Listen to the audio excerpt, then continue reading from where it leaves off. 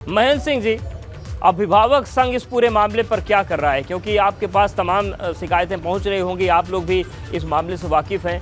क्या आप लोगों की मांग है और कुछ कर रहे हैं? क्या आप लोग विद्यालयों से बात कर रहे हैं? क्या कर रहे हैं? मुझको तो आज ये पता चला है कि फीस बढ़ोतरी कर दी गई है।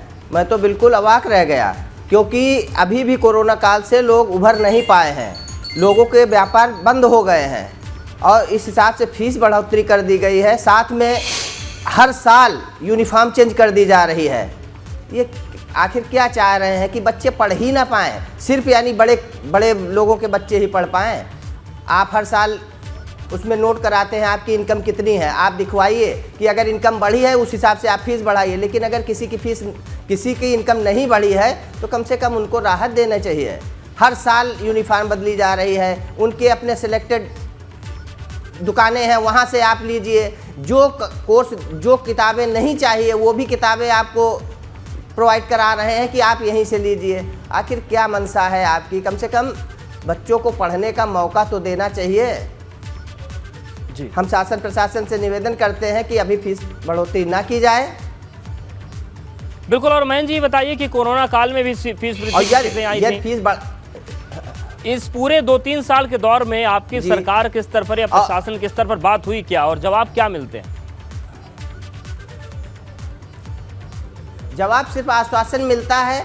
कहा जाता है कि लोगों के खर्चे बढ़ गए हैं, जबकि टीचरों को वेतन नहीं दिया गया है। टीचरों को वेतन नहीं दिया गया। मेरे पास फुटेज रखी हुई है कि एक बस में 52 सीटर बसों में 70 बच्चे जा रहे हैं। कहिए तो मैं फुटेज प्रोवाइड कराएं, उस पर कोई एक्शन नहीं होता। बस केवल फीस बढ़ोतरी के अगर शासन की तरफ से कोई आदेश आ जाता है तो सभी स्कूल मिलके कि हाँ फीस बढ़ाई जाती है, अगर आप पढ़ा सकते पढ़ाइए, नहीं पढ़ा सकते निकाल लीजिए। ऐसी बातें कीजिए। अपमानित किया जाता है अभिभावकों को। ठीक है, अब ये बड़ा गंभीर विषय हमारे साथ अनिल अग्रवाल जी भी जुड़ गए हैं, अध्यक्ष हैं अनएडेड प्राइवेट स्कूल एसोसिएशन के। अनिल जी, सवाल ये उठा हुआ है कि जिस तरीके से पूरी प्रक्रिया चल रही है, एक बार फिर फीस बढ़ाने का फैसला लिया गया है, लेकिन अभिभावक संघ जो है, जो अभिभावक हैं वो कह रहे हैं कि कोरोना काल से तो अभी उभर नहीं पाए हैं। अगर इस तेजी के साथ 10-10, 12-12% फीस बढ़ती रहेगी तो सामान्य घर का बच्चा क्या पढ़ पाएगा अच्छे स्कूलों में?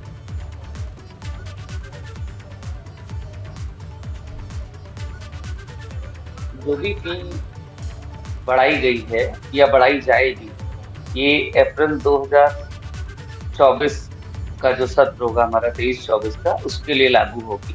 और ये जो इंक्रीज आ रहा है, ये फी रेगुलेशन एक्ट जो यूपी गवर्नमेंट का बना हुआ है 2018 का, उसमें जो बेस फॉर्मूला दिया है 5% प्लस कंज्यूमर प्राइस इंडेक्स, और कंज्यूमर प्राइस इंडेक्स की ईयरली परसेंटेज एवरेज की जो वैल्यू आई है वो आई है 6.69%।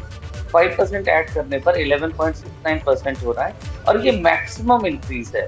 एक बात मैं सारे पेरेंट्स को ये कहना चाहता हूँ, ये मैक्सिमम इंक्रीज है, इससे ज्यादा कोई नहीं बढ़ाएगा।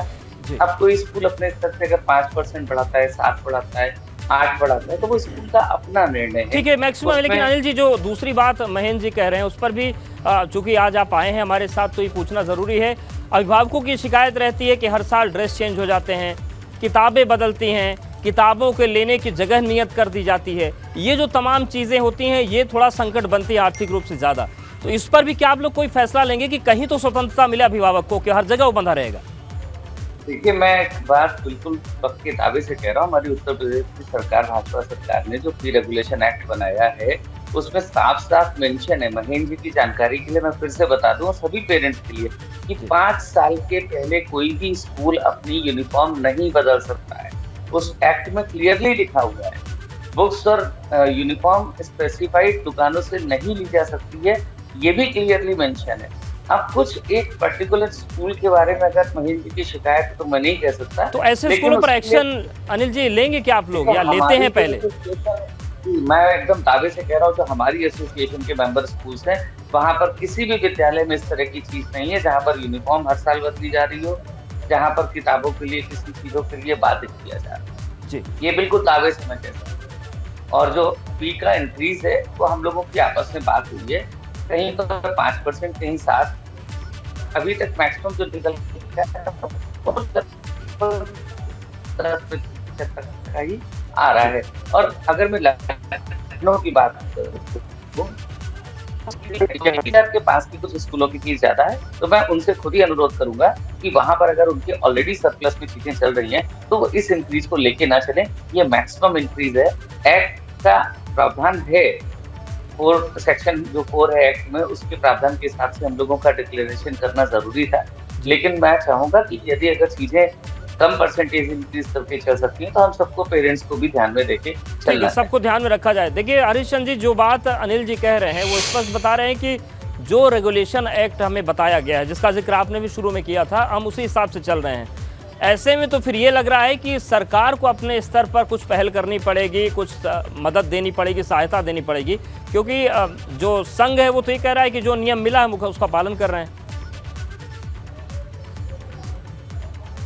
नहीं, वो एक रेगुलेटरी एक्ट का मतलब ये नहीं कि मैंडेटरी तौर पे आप उसको लागू कीजिए, वो एक गाइडलाइन है।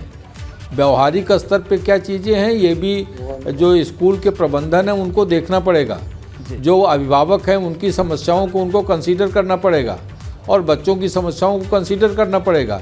बच्चे हैं तभी विद्यालय हैं, तभी स्कूल कॉलेज हैं, और अगर ये मैनेजमेंट केवल इसको एक बिजनेस का सेंटर बना रहे हैं तो मुझे लगता है तो इन लोगों को इस पे सोचना पड़ेगा। जो अभिभावक गणों की जो सुझाव और समस्याएं हैं उसको, उसके प्रकाश में इनको इस निर्णय को करना होगा, उनकी सहमति के आधार पर निर्णय करना पड़ेगा और शासन को विश्वास में लेकर के निर्णय करना होगा ताकि ये किसी पक्ष के लिए समस्या का कारण न बने।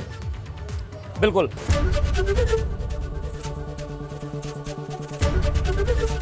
एबीपी गंगा, खबर आपकी, जुबान आपकी।